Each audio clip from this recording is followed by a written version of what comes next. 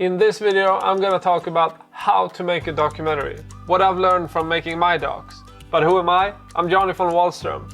My last film, The Pearl of Africa, sold to Netflix. If you're new around here, consider subscribing. Otherwise, let's start the show. Okay, hello, how to make a documentary. That's this live stream. So I made, my first doc was like a self-funded type of doc. It was a 1 hour, sold to Swedish public broadcaster. It was distributed to like a lot of different outlets, but the main film was only on Swedish public broadcasting television. But then we made a mini series for Arte France, and then we did like shorts for Al Jazeera, and then it had like massive amount of festivals and all that. But it wasn't like a big A-list type of festival film. It was a smaller one. Sheffield Doc Fest was like the premiere, and then we had like a lot of human rights film festivals. So that was like a good experience for me to learn, because it wasn't the biggest festival, so you could get a lot of access and knowledge through those festivals. And I didn't know that much. I had gone to film school. I did not know much about how to make documentaries. It was just like a passion thing. So these are 5 things that I think are mistakes that documentary filmmakers are doing. First of all, like putting everything into gear. Like not enough into story, everything into gear. And also like that hindering because you're waiting for like the perfect moment instead of just going out and shooting with what you have. Story will always be more important. And then you also, if you look at it, a lot of people fool themselves into thinking that they have a story, but it totally lacks conflict. So that's a major problem that people have in terms of then coming into the editing room, and then they think they have a story, but they have just shot like different types of scenes, or they've just like shot different types of the same thing, but they haven't had any advancement in the story because there was no conflict. So the main character didn't go through anything, and nothing changed throughout this whole journey. That's the second mistake I see people making. The third mistake is not investing in the project so that it becomes pitchable. This means that you need to develop the story long enough before you pitch, and you need to probably have a trailer that's like really good before you approach people to get like funded or whatever you want to do, if you want to involve people in your project and collaborate. That's the third one. And that I think a lot of people do. They might invest into that, but then they don't know what to do afterwards. So they become like all worried about the project, and maybe they put it on hold, or they do it just like low-key type of thing. But that's the process. Like you need to pitch it all the time. Sometimes you get a no, and then you pitch to the same person later and you get a yes. It's just like persistence type of game. And a big thing that I think anybody that I like work with when I started filming, because this is like a little bit who you associate yourself with. So if you're in a like a new struggling type of filmmaker crowd, or that's your friends, a big chance is that like people wait for somebody else to make their films. So they wait for the perfect, like, okay, this producer, or I just need this, or I just need that. Like nobody is going to make your film. It's all gonna come down to you going out and making it. Like whatever the circumstance, like it has to be something that you force to happen. It's not something that is gonna happen because the right person came on board to make it happen. All that, even though you get the right people on board and all that, it's still gonna be you that has to make it. And then that was 4, right? And the 5th mistake, I actually have a couple of more. The 5th mistake is thinking that like, okay, so I got it into a festival, yay. And then now this is done, now I can move on to my film, next film. That's not true at all. Like that's just halfway. It doesn't die with the film festival. That's pretty much like halfway into a project. So maybe you spend like 3 years, and this is a parallel thing to this actually, that people underestimate how long it takes. Like usually, like the standard time is at least 3 years. That's what it takes to make a doc. And people think like it's gonna be done in a year or whatever, and then they stress out. But it is like 3 years is basic, like progression from having an idea to actually putting it into a festival. And then after that, I would say it's like 2 or 3 years more that you need to work with the film, because you want distribution and you want all that like career boost from doing the film as well. And then this is what the sixth tip is, probably thinking that this film that you've made, it's so good and this is going to make your career. This is where everything turns around. Rarely happens. It could, but don't expect it. Like work more long term with your projects. Like this is just the beginning of what you're trying to make here. So see this as the first step in a career of making docs, not this make or break film. And then I guess the final thing that I have in terms of these mistakes that I see is probably like too much artist and too little business.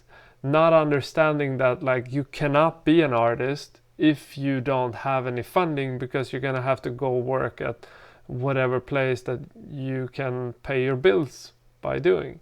So if you don't make it profitable, or if you don't make it at least like sustainable and something that you drive an income through, it's not going to be something that you do long term. It's going to be a passion that you're going to have to give up or just do as a hobby.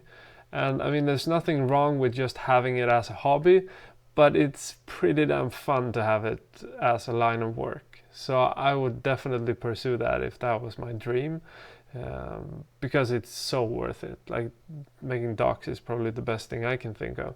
It's really hard to make money off of it, but there is ways to do it. Like we're doing that with this channel and with everything, like all the educational stuff. That's an alternative way of doing it, like getting development funding. We also do a Kickstarter campaign right now, which is like a thing that adds to that, but I think you need to build a platform that actually makes it sustainable. Okay, that was just like my quick introduction to this, but let's see who's here now. So we got people from where? We got Duke Denver Film from Denmark. We got Andre Julian from France. We got Travis from Minnesota. We got Jonas from Mars. Mars is good too. And Warren's from Borneo. Jason from Toronto.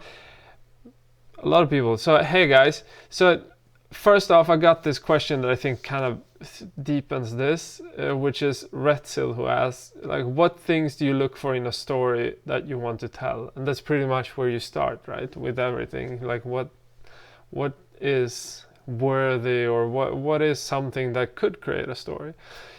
And for me, this really has, like, it's totally changed over the years. Like in the beginning, I think like every project becomes some reflection of where you've been the past like 2 years or something, like the past 2 years. So not when it comes out, everything feels old and all that. So you're always on to the next thing. So every project you go through, it kind of evolves you as a filmmaker. But right now what I look for, and it was totally different in Zero Silence, which was my first like real doc. Then I just made it out of passion. I didn't think that much. So just because this is what I look for now, it doesn't mean that you need to look for it where you're at. But I look for like strong and entertaining characters, and there is a couple of reasons for that. One is it makes it easier to make a film when you have that. When you have somebody that like goes through to the other side and is like comfortable with the camera and all that, it's so much easier to make the film. It doesn't mean that it's going to be a good story, but you can create a good story easier with that. You're going to have less pushback. having an entertaining character that does things that are entertaining also makes it easier to find a pace in a film. So I wouldn't say that you have to have that, because you can make like a whole narrative that's based off of how slow things are, and that's totally fine. But at the moment I just look for something that has a drive and energy, and that's why I look at somebody that's entertaining, or where there's like natural action in their daily lives. That's just like on the character part of it all. And then I look for like what story or conflict can I build around that character. Like first I probably do the research and I find a kind of topic that I look for before I find that character. But when I have that, I try to piece them together. So I need to see that it's a character that actually can reflect the whole conflict that I'm imagining, or the whole topic that I'm imagining. If you don't have that, what usually happens is that either it feels forced, or you're gonna have a situation where you have to like direct people to do things, or you're gonna have to lie as a director to make a story actually make sense, instead of just having casted the right person from the get-go. So that's a big thing for me, that like you want to build a greater narrative around this personality, and then you need the right personality in order to do that. Otherwise you're gonna have to like backtrack and fix things as you go along. I also look to have like the location be part of the story. So to tell a stronger story, I think having the right location, which has a part, like the story is part of that. If you look at Kino, for instance, the story is about this community which are like threatened by foreign forces, I would say, that comes in and they extract like nature resources in terms of like mining. That inflicts like a conflict in the community, and that whole thing is like visual in terms of the location and everything. You have those mines just right next to the city, so you have a visual conflict going on that you can illustrate very easily, and you have that threat just on the doorstep of the community. So if you want to tell a story like that, you want the location to reflect that, because if you don't, you're going to have a hard time telling it in a cinematic way, and then you're going to be like stuck with interviews trying to explain things instead of having it just live like for itself. Yeah, and then like story in general, I would say a couple of things. Like I look at it, it has to be like globally relevant, so it has to be something that anybody around the world would be interested in for me, because I make international type of stories. So even if it's local, it has to have a universal appeal to people. People have to be able to identify with it wherever they are. And I look to create a story that you can do that, so that it is something that's universal. And I'm also interested in certain things at like certain times. So I just look at, okay, this is something that I want to either explore more, or it's something that I know that I'm gonna be like totally obsessed with in 5 years or something from now. That's how I look at it. Okay, Gary Lane, thank you for the super chat. Alabama, Jonny, I hope life is treating you and your family well. Is there a point in looking for distribution of short films, or save that for features? I would generally say that it's not worthwhile, and the reason for that is that like there's not really money in it. So I would look for distribution in terms of like Vimeo staff picks or wherever you can get it screened, but I would not look for it to be like a way to earn any money or anything. Just get as broad of an audience as possible, use it as a calling card to get your next films done. I would just like use it to build a brand, a filmmaking brand. And then like try to get into festivals with the film that are the right festivals where you can network and build a network. I would use it like that rather than using it as like, okay, now I think that I might be able to distribute it on this and this platform. Because like I've had my films on like Vimeo on demand, for instance, Zero Silence, nobody watches it. Like it goes into that black hole of a VOD service, and nobody can see the thing, which is kind of lame. But I don't even know, like with Netflix, people are watching it because we see like reviews and we see like IMDb type of ratings and that sort of thing, but we don't really know how many people are watching it because we don't get that kind of data.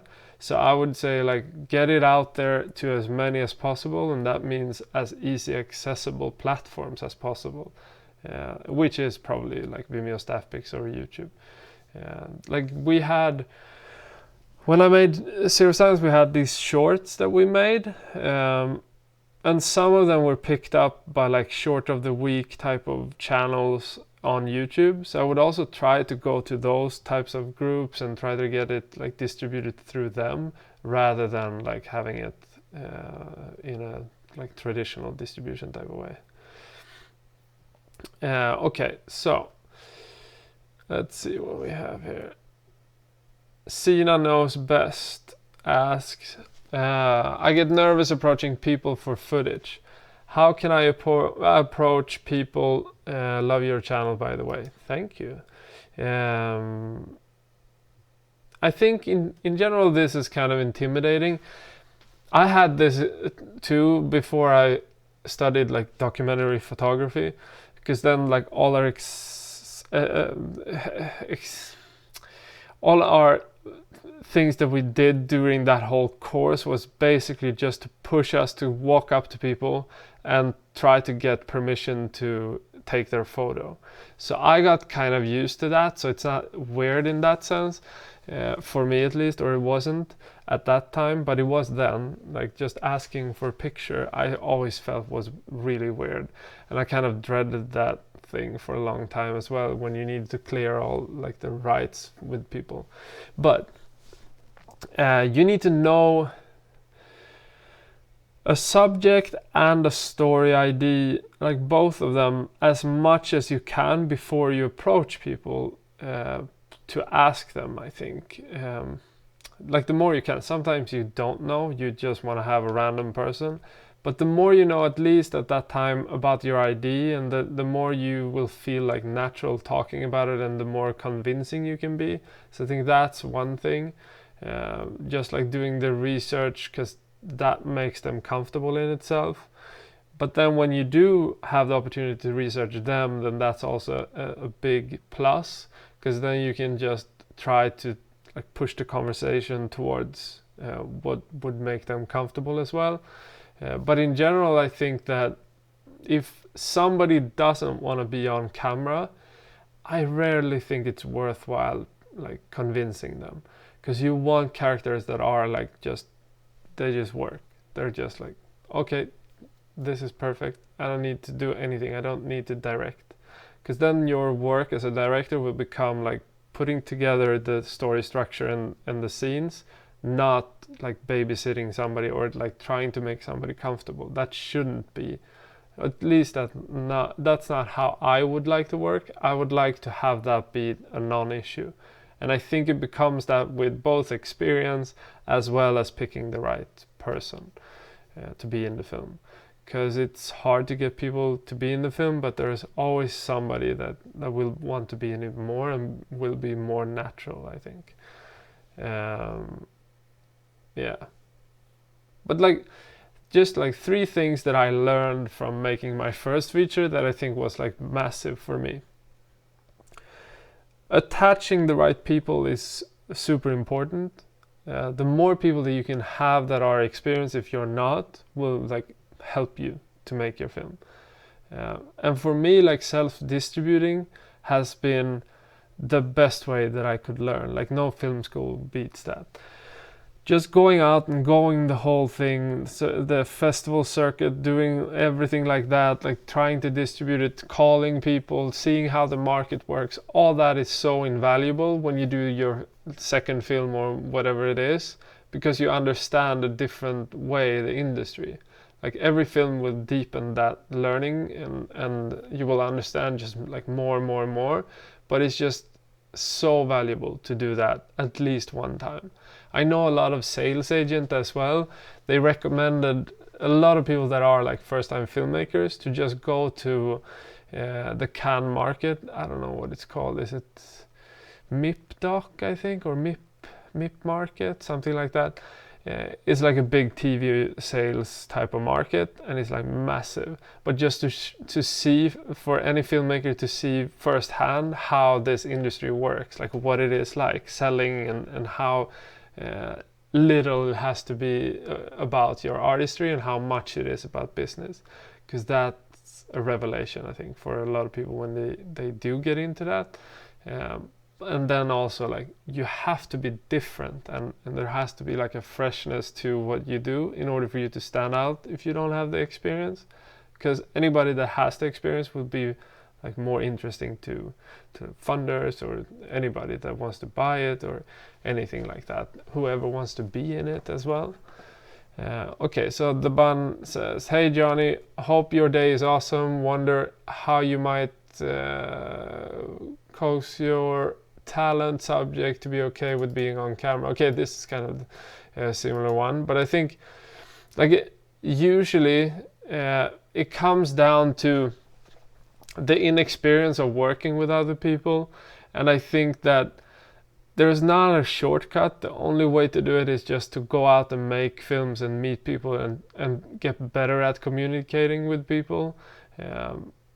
I would just say, like, test things out, keep doing it until you feel like comfortable with it, but do the research as I talked about a little bit earlier. And I wouldn't rush talking about heavy stuff. I usually wait for like the interview to the last part of everything and just try to film them and follow them around in their natural behavior, like anything that they feel comfortable with first before I start launching questions at them.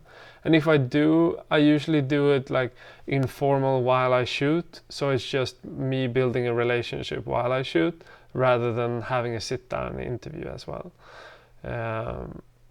Yeah, I would just like try to get them to do something that they're natural in. If that is like, okay, I usually drive a boat, or I drive a bus, or I play football, soccer, whatever. Do that and film them doing that, and they will start to get comfortable. Then take it from that.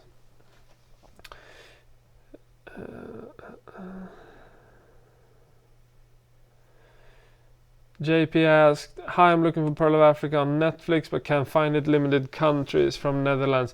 Yeah, I'm actually not sure what countries it's in, which is kind of annoying, but a lot of the bigger countries have it. I know Sweden doesn't have it, even though they have the rights for it. I think it might have something to do with like translations for smaller countries, so they don't pay for that or something, because they have like the bigger markets they've done the translations for. So that probably is the reason for it. We should put it up though. A lot of people have asked about it. Okay, so how do you make the footage look as natural as possible? I think for me, like, this is in terms of cinematography, I did a lot of like just testing, and then I learned that for me the best thing was to try to like move with the subject. So I have a style that's probably pretty organic because of it, because I usually move with what's happening in a scene, and it's usually very intuitive. It's almost like a dance between like you and the subjects. So whatever they like, if they move, you should never move like quickly. You should always be like a slowly following them, like just like, okay, you see them standing up or something and walking away. Like, be patient. What you feel is like just rushed or something like that. When you look at it in like editing terms, like you can wait for so long and just like let them walk away, and then that's fine, and then just run up to them and continue and do that cut. I think like understanding how editing works is something that makes it natural as well. But I would, like, as much as I can, I would try to be as slow as possible with everything, all the movements and everything. Just try to move with them and do as little as possible. Like, just because they pick up their phone, you should not do a movement that is like, okay, now the phone is the thing that I should be interested in. Face, now she's sad. That's not how I would think about it. Like, the slower the movement is, the more like intimate and fragile it's gonna feel. So that's gonna bring attention, I think, into the footage when you work like that. And I would also not work like too much with gimbals and that sort of thing, because it makes it too perfect. So just go handheld, but controlled handheld, like an easy rig or something, is also a good way to get those natural movements and to be able to not die off of having a shoulder rig all day. Yeah, those things I think matters to me, at least. And then I would also think about it in terms of like a scene rather than shots. So if you, for instance, have somebody chopping wood, you would maybe have like the beginning of them getting the axe, and then you would have them chopping, and then it would be done, and they would collect the pile or whatever. You would have a natural progression there. So look for a progression in the scenes so that you can follow some type of narrative there as well. Okay, so Lucas Medvedevas, probably butchered it. I'm studying film production right now, and we are on a documentary topic. Would you like to explain the process before the shoot? The planning, the research, I need the whole process before I hit record button. I'm planning to do a documentary about homelessness, and I need as much help as I can get.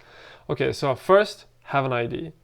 Like whatever it is, like anything that you feel might be something interesting to you, as well as the rest of the world, or whatever target audience you're looking at. And when you have that, I would just like float around in life and pick up on things. So that could be like, okay, so I start researching a topic on Google, and I have some type of skeleton of an idea. And then when you have that, things pop up. Okay, so all of a sudden this article on Facebook is shared by your friend. Okay, you've never clicked anything from this person before, but now you actually like gravitate towards this, so you read that one. That's how I think we found Kino, is somebody that posted something on Facebook, and then all of a sudden I clicked, and then like, we need to go tomorrow. And that's like how it happens. It's totally random, but you need like first you need a concept of some sort that is like a fragile skeleton, and then that changes all the time, but like have that first so that you start picking up on things. Like set a general idea first, and then when you like find certain things to build it around, and you start looking at like, okay, now you see a pattern here, and you start seeing like, okay, maybe this location, maybe we should have these characters, and then you start looking for them.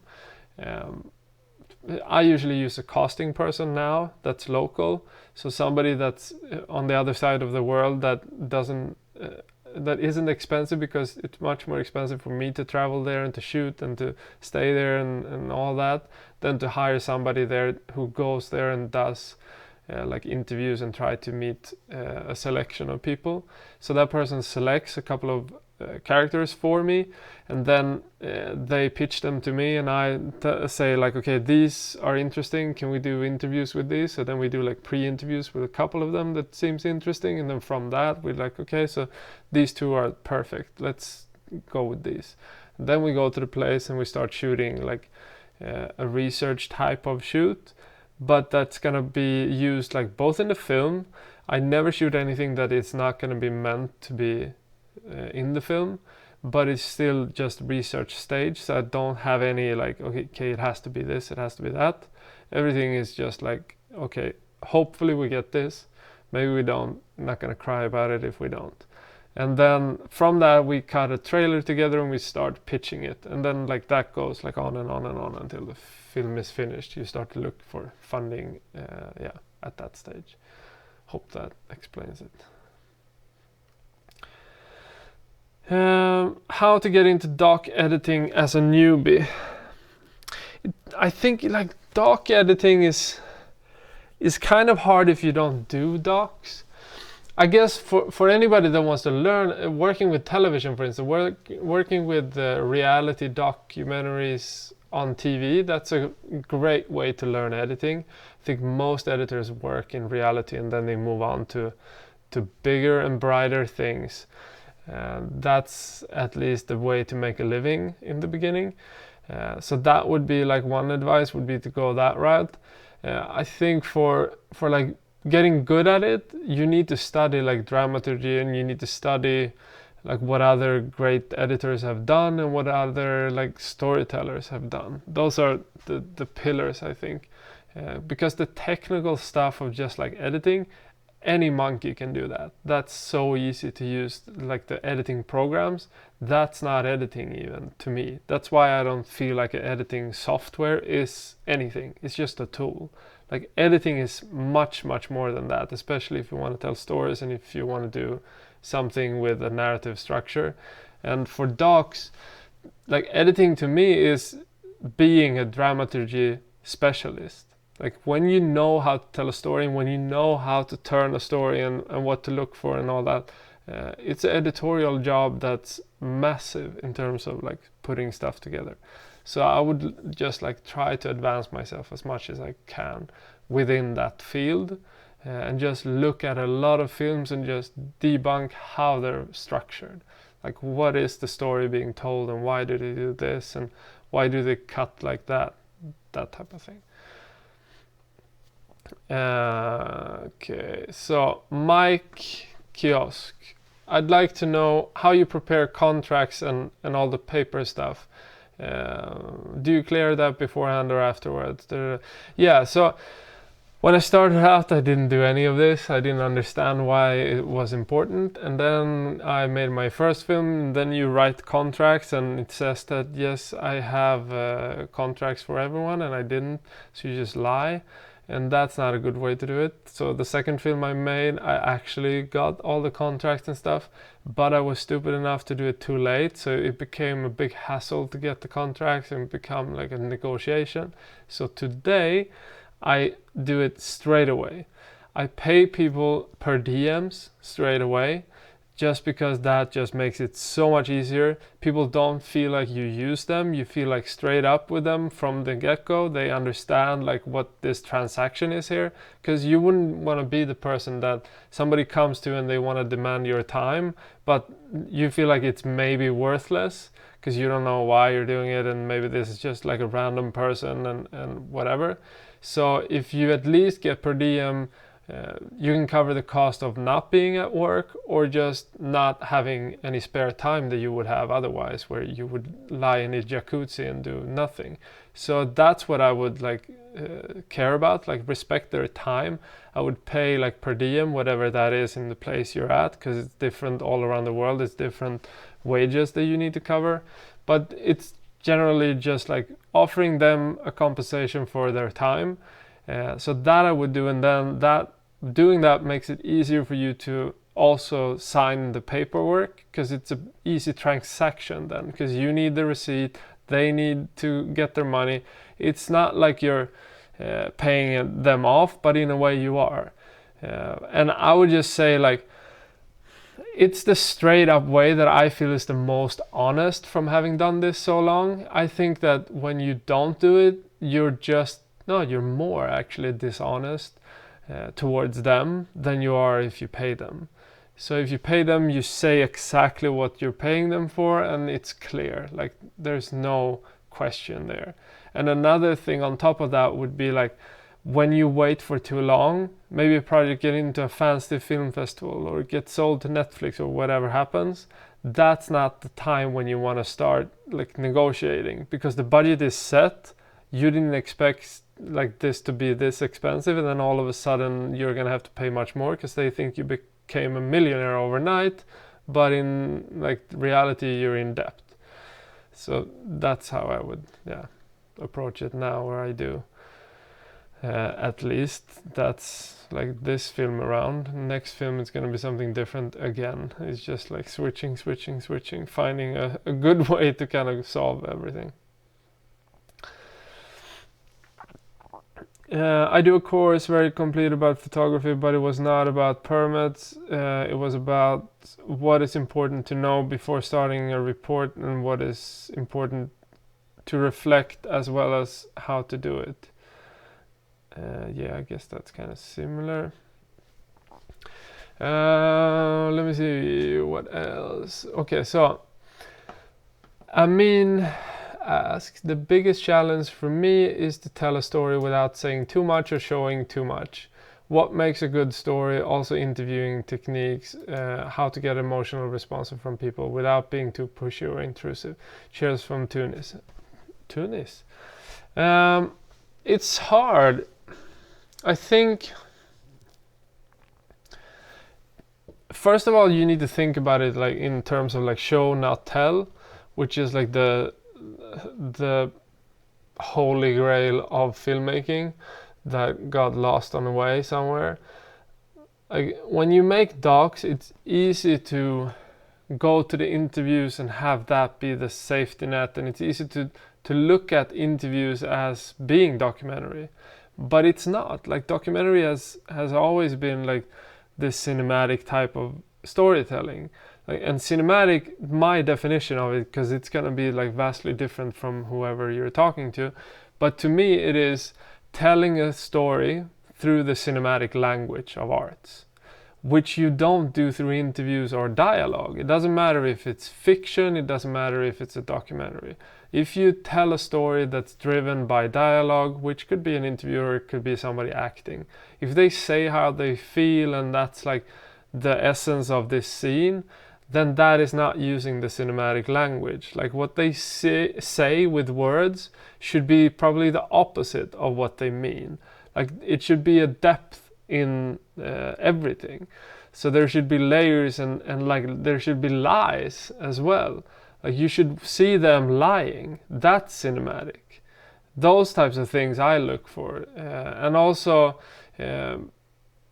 like showing through action. So that means that you need to direct things in a way that the scenes that you select to shoot or to follow your character in, those scenes need to be close to the story, or they need to be the story.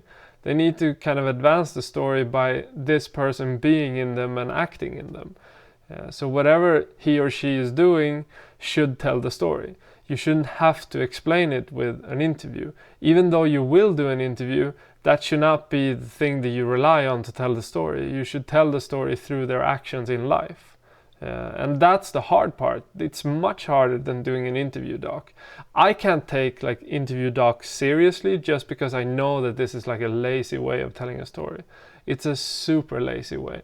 It's just like a comfortable way that, sure, like some films, it was the only way that you could do it. But I see it as like just not thinking long enough of how to solve this storytelling problem to make it more visually attractive or more engaging, because it's always going to be more engaging to see somebody just act it out. That doesn't mean that you can't do interviews, but I would not rely on them to tell a story, because then I would feel like I don't have a story. So as much as I can, I try to avoid interviews. I try to never have the syncs. That's what you call them, syncs. And yeah, what else? Something else I thought about here.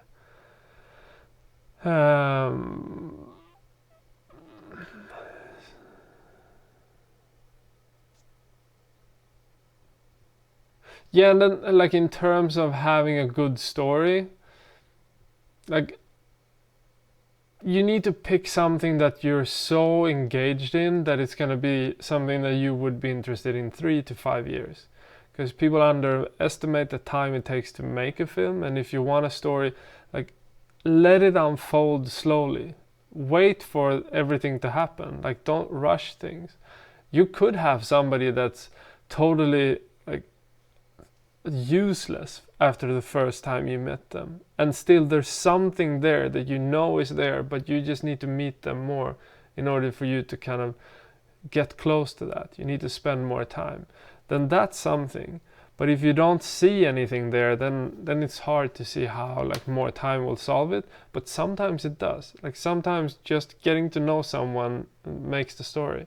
So just have that patience and like care about the story topic so much that you won't let go of the whole thing. That's super important. But then in terms of like getting emotional responses in interviews and everything, I think the best way is to get to know people first. Shoot with people before you do the interviews to get to know them. Hang out with them. Do like anything besides just going in and asking questions.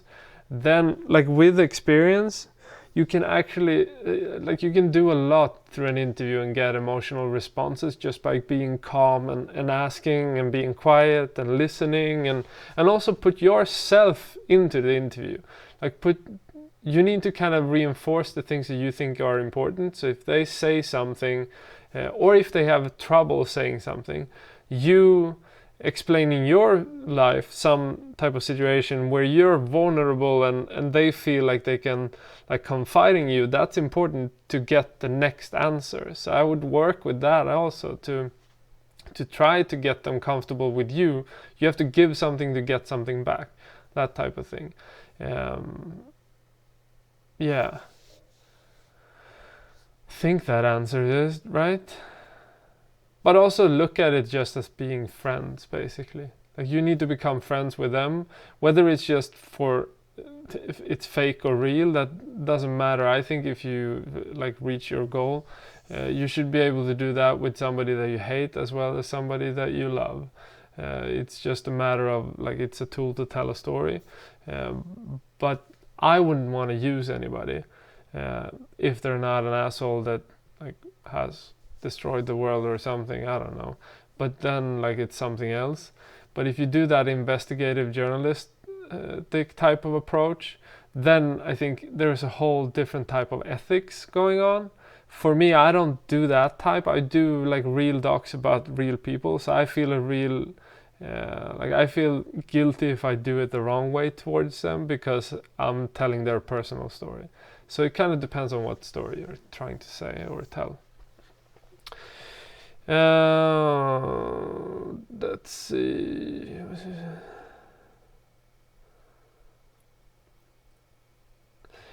Hi, I'm planning to make a documentary about generations, especially about the relationship between generations, their point of view to each other. I'd like to tell me an idea of scenario. Well, I don't really understand that one.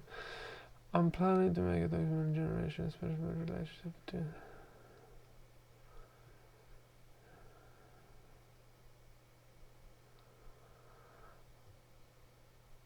I'm not really sure what the question is. An ID in what sense? Red Rhino.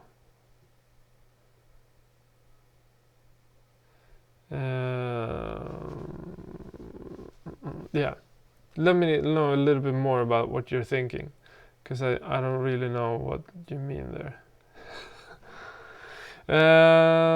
Let's see. Okay, so Sufyan asks, nice photo, blah blah blah. The biggest challenge for me is where to start from the story, how to build a vision about it. Yeah, the thing is, you cannot rush things. You need to just start shooting and evaluate everything all the time, and that's like the natural selection process. I start shooting in my research stage. I think that makes it more fun for me to make my films. It makes it more like organic as well as a material. Like don't be so hung up on like having the perfect vision when you start. Like I would have loved being where I'm at now in like my mind shooting this film in Kino, but you're not in the beginning, so you make different types of mistakes at that stage. You always make like those mistakes, but it's more important to just start and then like see what works, just to get going and always be progressing, and just like evaluate what you get. So that would be my advice, to just like start working on the story and see where it takes you, and then eventually you're gonna see that okay, this is something that works, and have that patience because it's gonna usually take more time. The less experience, the more time it probably takes to find that. But also try it on people, like let people watch material with you and ask them. Like just talking to people gives you ideas. Ollie P, how do you know you have the right subject that's worth the time? I think you just know. When you meet someone, you just know that like this is something special. This is somebody that you really want to have like hang out with or film, you know that much. You don't know like that it's the perfect story or anything, and that comes down to your research and what your idea is. But you do know when you find a character that's perfect for that story, you just know, it just feels in your stomach and you get all like tingly about it. It's just a vision that comes to you. That's my weird answer to it. So Derek asked, probably the initial outline of the story, since it can't be 100% scripted. So usually something that I do as I go on my first shoot, I've done the pre-interviews. I've like done that through phone myself, or an assistant has done the pre-interviews. So I know something about them. I know enough, like those questions that the casting person locally have done are questions that I've written usually, like at least an outline of, this is what I want to find out, and then they maybe add things on top of that. But then from that I kind of sketch a narrative idea together for my first trip to shoot with them. So maybe I make like a scene list, I want to get these, and then once I get there I sit down with them, and then we just start looking at like, okay, this is possible, this is possible, this is not possible, and then we start just talking about it, like, okay, when could we do that, start scheduling everything, and it's like super informal and formal at the same time.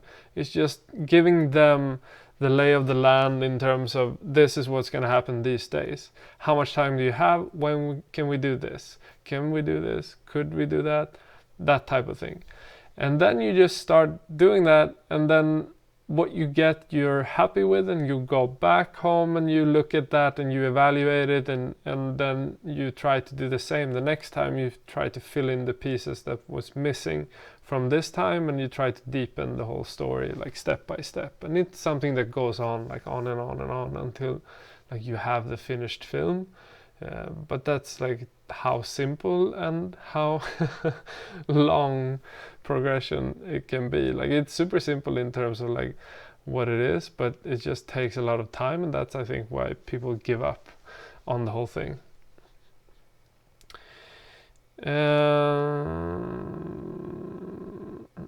Can you make a documentary without interviews? A nature documentary has a narrator, for example, but if you do something like BTS documentary or whatever, set no masses, if it's, yeah, you can definitely do it without interviews. Like there's so many films that are just like fly on the wall aesthetics, and it becomes a different pace. Like the pace is even more dictated by the character. So if it's like an extreme sport type of character, you're gonna have that fast pace naturally in their lives, so it's gonna be easier to have tempo in the film then. But if you don't have that, and if it's not a funny person, it's gonna be a really mellow and slow type of documentary. So think about that when you cast people. Like if you want stuff to unfold without having narration or like music and that sort of thing driving everything all the time, then you need to think about like how to build tension and drama and like action and funny wittiness and all that to not bore people. But that you need to think about in terms of action and character and all that instead.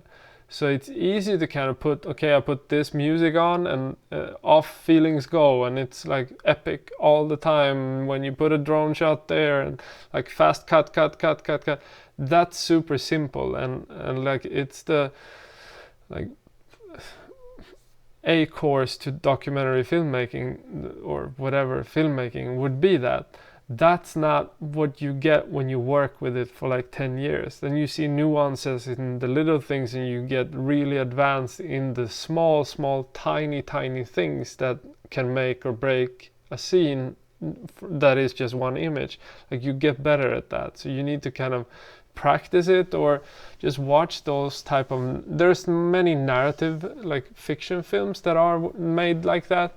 So just look at how they pace things and how they do it, because they don't become boring, even though like it's not cut in the way like a YouTube video would be. So it's just in terms of like understand the language of cinema and then work with it. Like a film should also not depend on music, for instance. It should be able to be sound designed all the way. And especially docs, I feel, are under developed in that sense. Like you can do so much with just telling a story through sound, and I think a lot of people miss that. It's coming back. That's one thing that I really like about like the YouTube space and the online video space, because like sound design, because it's so short in terms of the videos, that's what people have really understood, like how to make good sound design.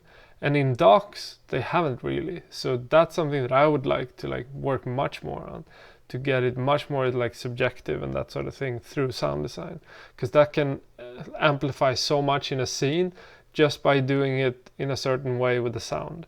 You can tell a story in a totally different way with the same thing just by tweaking the sound a little bit. Yeah.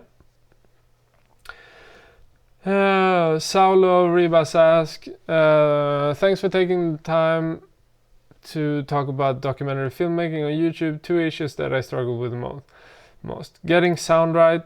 On seated interviews we use directional mic to try to get it as close as possible. Since I use a DSLR, I still can't get good sound on other filming situations because of lens autofocus noise even on a rig. Do you use manual focus every time? Okay, so I'll take that question first.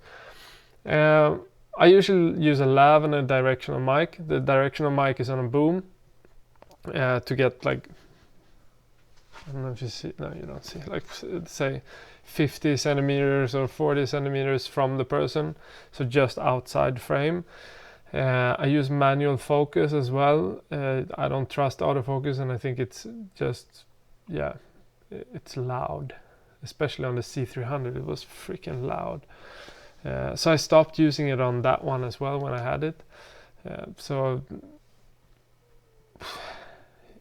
in terms of like lavs versus directional, I think it comes down to the space. Here my space is kind of big, so I've used directional mics here before, and I stopped using that because when you use a lav it becomes more compressed, so you don't hear the room as much. So before I started like soundproofing everything, it was just like a drag to do it. So I just started using lavs. This is a wired lav, but still a lav instead, just because it compresses the room and feels more intimate, and it's easier to then like work with it in post. And you also get less noise. So if I would use a directional mic here, you would hear my my computer and the hard drives and stuff, but when you use a lav you get less of that. So the closer you get, the better. So but without getting it like, when you have it here you can get trouble as well because it might be too close. So yeah, it kind of depends on the person speaking. Like here you blow into the mic, there's tons of things, so you would not want to have it like that all the time. But just to also like advance on that, I also stopped shooting a lot of my interviews just because just the action of deciding to show a picture of an interview, that will always dictate over the audio situation that's going on. So you're gonna pick the prettiest place that has the prettiest light, and then you're gonna be a little bit like, oh yeah, but it's terrible audio here. Okay, but here it works. So you're gonna pick like a place that works for audio, but you're not gonna pick a place that's perfect. So I just stopped. Like as much as I can, I just don't do it. I do all the interviews in like a closed, confined space that is like a makeshift studio. It could be a car, it could be that I have like sound blankets and I build something up in the place there I'm at, but just to control it and make it as small as possible, and I don't film it. I just do audio recording interviews because I rarely use the interviews in that way. So instead I might ask like a question here and there when we're moving around instead. So they might talk into the camera, whatever they do on the side of the camera, but in action. So I get interviews as we move along that I can kind of build around. So I pick some things that I ask like that, but then like one solid interview is done in a closed, controlled studio environment. And then you can have like a directional mic super close and you can get super crisp audio. That's how I do it now. And then the second question, I try to edit the interviews first and then I use the best footage I have with it. But sometimes it feels a bit formulaic, like illustrating the words with pretty pictures. What's the best approach in this editing dilemma? Yeah, the whole interview-driven docs is a big dilemma indeed. That's the problem to me with docs a lot of the time. Like there's no cinematic story in an interview. It's boring as fuck. So it's just getting away from that. I mean, there's a reason to have an interview. Like you have a face, it pops up. There's some intimacy in that. But to me, it's not worth the hassle of having that. Like I want crisp audio rather than having those 2 frames that I might use with that face. Because it doesn't give that much. You can have as close of an intimate moment with somebody just looking into the camera somewhere random in whatever story narrative you have that's more natural. So instead I would just think about it in terms of like stop shooting B-roll. Think about it in terms of having like B-roll be okay, so B-roll in the sense of what you do in fiction. That's having a list of shots that you pick and then you tell a story. That doesn't work in documentaries. Like it doesn't work to have, okay, I have this close-up, I have this wide shot, I have that. It doesn't work. Like you can't tell a story like that because situations doesn't happen like that. So if you do that, then it's going to be really unnatural. So I just think of it, and this comes a little bit from like the Swedish cinema. When I was starting to make films, there was this within fiction in Sweden. There was this style, which is kind of like the French wave, but a bit more modern. But you just follow people around. Like think of it as starting a scene with someone. So in The Pearl of Africa, it was like walking up the mountain with Cleo and Nelson up on a hill, and they haven't been there before. So I just saw like, okay, this is a moment that could bring out their love for each other. It could become this intimate and beautiful walk that they do. Just me following them, not directing anything more than just going up there and then just wait for things to happen. So that's the type of direction that I would do. So you just start that scene and then you walk. And then you see what you get. It takes a lot of time. You need to walk up a hill and then you need to wait for them to maybe kiss or be funny. But that's how it works. And that's like something you might shoot for. I guess that could take like 2 hours or something to do that whole thing. But then that becomes like one of the most important scenes in the film, because you really get like genuine expressions and emotions there. So they actually show their love, like deep love for each other, and they show like it becomes a funny scene as well, because Cleo doesn't want to walk up a mountain. It's the first time they're there. They're hating it all the way up, and then they come up and they see how beautiful it is with the sunset and everything, and then things changes. And then they become intimate and they start to get like expressing their love. And then you see that. You don't need to explain why they're in love. You see it. And that's how I would kind of approach things, more than just like doing an interview to do that job. Would not be as emotional. It doesn't matter how like intimate the interview is. It would never become as emotional as 2 human beings actually interacting with each other and actually showing their love.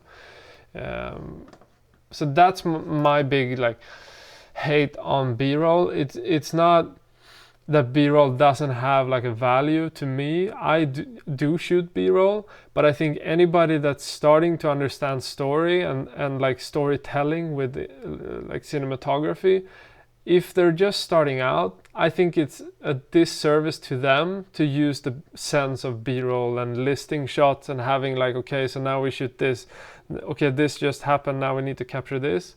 Because it doesn't really capture a situation. It captures what you thought of the situation, or like your selection of it. And if you're inexperienced and don't really know what you need in the editing room, it's gonna feel formulaic, and it's gonna feel boring and the same and the same and the same. So I would just like try to be more like fluent with it, and follow them, and follow like the scenes that are there, and the people that are there and their story.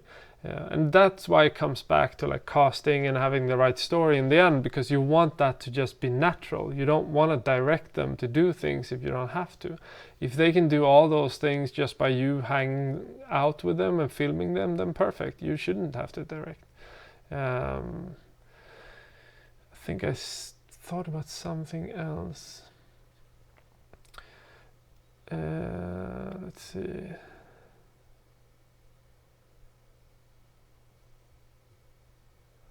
Maybe that's it.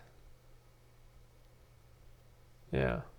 But then in terms of when I go to a shoot, so let's say I have like a list of scenes. Like when you do a shot list of something, I think that it's the same as having too many questions. Like when you have too many questions for an interview, you're not open to listen to what they have to say, or you just like getting everything on the list, but you're not feeling the situation, and you're not going with the story and living the story. I think that becomes like a problem when you get to the editing room, and also like having that pre-thought idea of what this is, like that dictates too much to me, at least in terms of what I want a story to be. I want it to feel more organic, and I want it to become something deeper than what I can think of. So as soon as you think of everything and decide that this is what I'm gonna get, and then you go and get that, that's when you stop like evolving with the story. And that's when it becomes like this, same thing as everybody else has done, because all your pre-thoughts of what you would do is something that's influenced of what you've seen before. So that's why I try to stay away from it as much as I can, but you always want to have the structure of what you're gonna do in some sense. But then also it becomes a waste of time to shoot a lot of the things that you just list.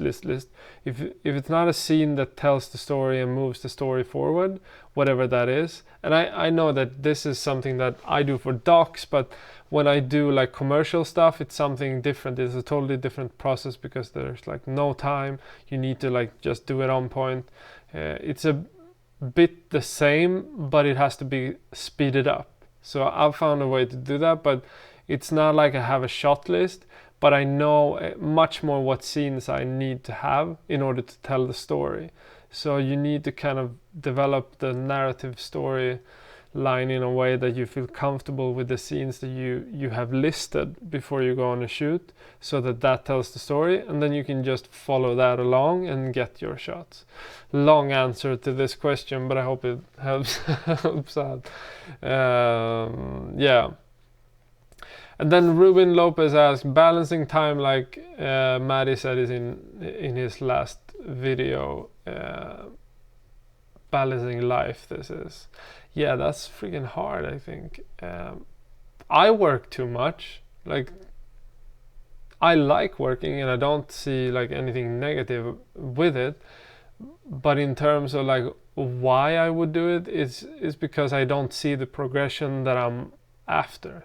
So I work more, and that's, I guess, what everybody does. So you keep working, and it's like, yeah, it's just the way it is. But when you have a family, it's so much easier. Maddie has his family, I have mine. For us, it's so much easier to kind of distance ourselves. When I was younger, it was so freaking hard to distance yourself, and I moved out here to the countryside just because I wanted to have an easier way to say no. Like before, when you're close to the city, it's so easy to say yes to everything, and what ended up happening is that I only do other people's work. I didn't do anything of my own, and now it's totally opposite. I rarely do anything for other people now. It's all about the work that I want to do, and then if I do other work, it's usually just to pay for my own work anyways, or pay the bills. It's never like the opposite way around, that I feel like I'm being used. and like people always like getting me to do things, because I just put this no, I say no to everything type of filter. So anybody that asks me, I just say no to anything that I don't have time with, because I have my to-do list for like every month. I have like if you haven't checked out like Get Things Done, that type of mentality or philosophy or whatever, check that out. But I have evolved my way of like doing all this to coming back to just a text document. Each month I lay out all the days in the month. I plan everything the whole month, everything that needs to be made, if it's the channel or whatever it is, and then I just have that to-do list and I just like check that off. And if you have that, that's like it's a mindfulness thing to have that. As soon as you have that plan, for instance, as soon as I lost the plan for this year in terms of producing for the channel, I became stressed out because of that. Because I didn't have a plan. Like each week I was just like, oh, what am I gonna do? What type of video am I gonna do? And then because we were like switching things around and we didn't see the progression that we wanted to see. And then I kind of got my like idea of like, okay, what do I want this to be? And okay, we need to do this and that. And then I just made the new plan, and then you feel comfortable again. So it comes down to that as well, like planning things. But I also have like 2 to 3 hours a day where I just play with my kids. So it's something that is just, it's easy to cut off and then go and do that. And I have dinner with my family, and it's easy to get that frequency. But I also work out like 3 times a week. That's super important. Otherwise I would probably like break something or somebody, or myself, I don't know. But I wouldn't be like, my mind would not work if I don't work out. And that's just the way I am. But yeah, those things I do. I don't take that much time off. I do limit like social media. I do limit, or I plan social media, like my interactions on social media. If it's like commenting or whatever it is, I want to have it planned, because one, I don't do it otherwise. 2, I don't want to sit and do it like a procrastinating thing. I can procrastinate on an idea, but I do not want to do it on social media, because that doesn't progress the idea, I think. But if I procrastinate and don't do a task, or for instance, and then I go a whole day and I don't do it, then I'm just like working on that in my mind, preparing myself to do the thing. That I think is fine. But I don't think it's fine to be on like social media or playing like TV games or something like that. Like video games in general is just like so, it takes so much out of your brain in terms of your focus and energy, that I don't get anything back. It just takes. Social media is similar to me. Like drinking is similar to me. I always regret doing it, not having a glass of wine type of thing, but I always regret as soon as I lose a little bit edge on the day after. I just feel like it was worthless. So that's the same with all those things. And like working too much, I don't feel that. Like I love doing what I do, but I know that you need that balance. And for me, the balance is pretty much just shutting off, being with my family and kids, and doing things. Like for instance, I get up at like 4 in the morning, and then I work until like 11, and then I'm out with my kids from 11, and then I have like lunch with them, and then I go and work again, and then I go out with them around like 3ish or something again, and then I play with them for an hour, and then I go and work again, and then I go and make dinner. And that's like the routine I have. So it becomes pretty natural in that sense. Yeah, I hope that kind of explains it. Let's see, let me get some finishing question here.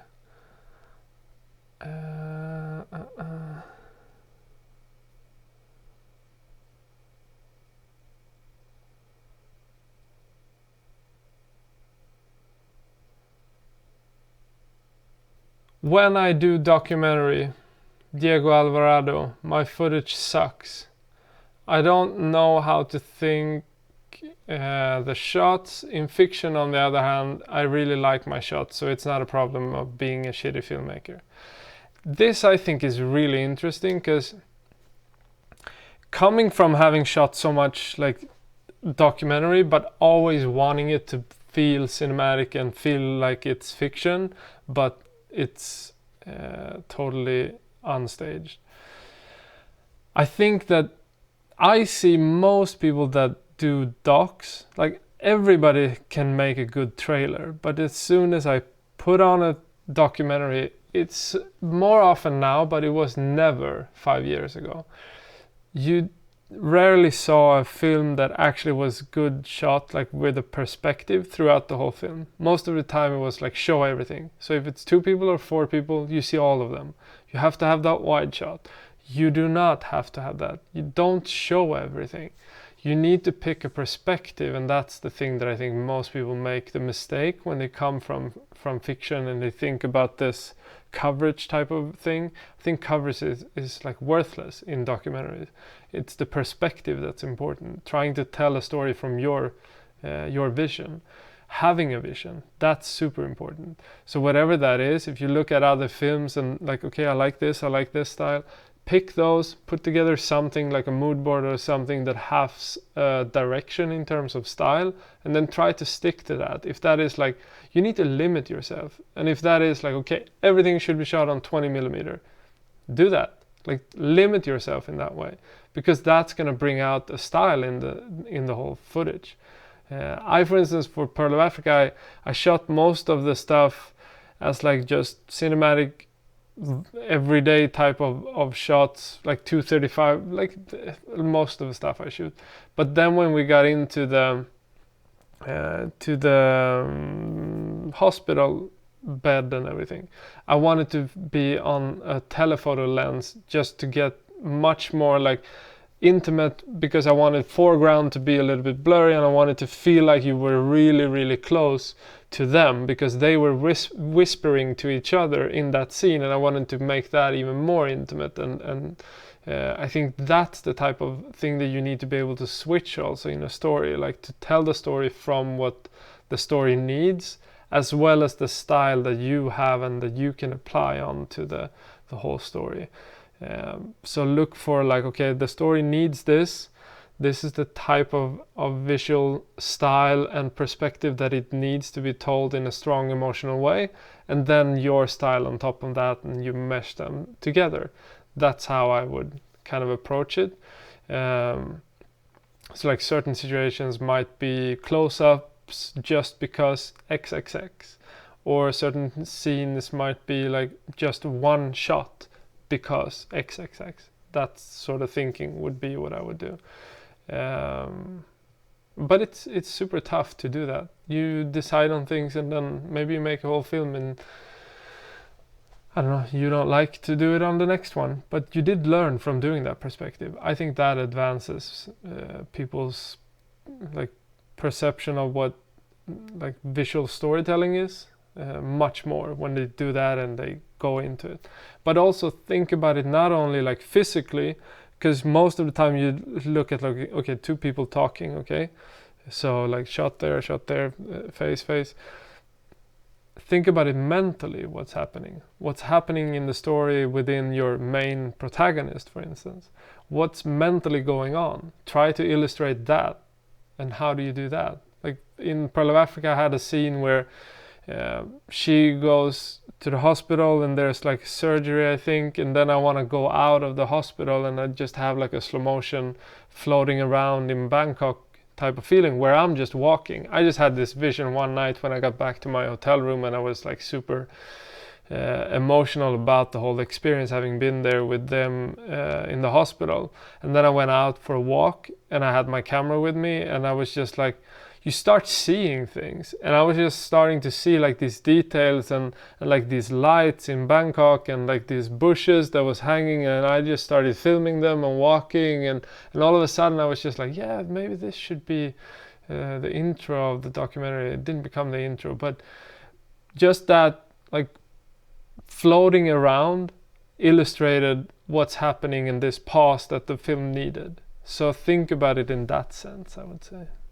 Okay, hope this helps with making your documentary. This is gonna be it for now. Gonna get a new video out tomorrow or day after. We'll see. But thanks for coming to this live stream, and check out the Kickstarter. We're at, yeah, Swedish kronor, so I'm not gonna say, but I don't know. Almost a third of the way. Go us. Okay, bye. How do I stop this thing? Stop streaming.